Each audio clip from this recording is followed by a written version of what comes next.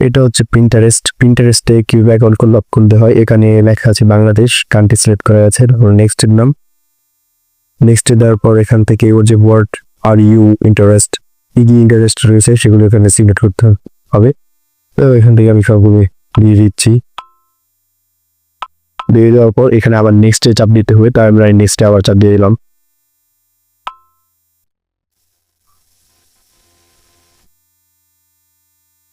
এবার এখানে দেখতে পাচ্ছেন অনেকগুলো পিকচার রয়েছে, এখান থেকে যে কোনো একটি পিকচার আপনারা ডাউনলোড করতে পারেন। এখানে অনেক ফ্রি পিকচার রয়েছে।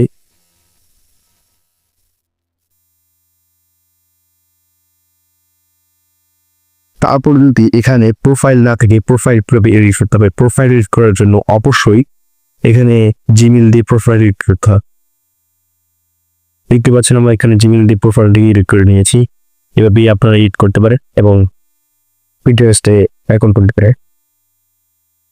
এবং পিন্টারেস্টে কিভাবে কোনো কিছু থাকতে হবে।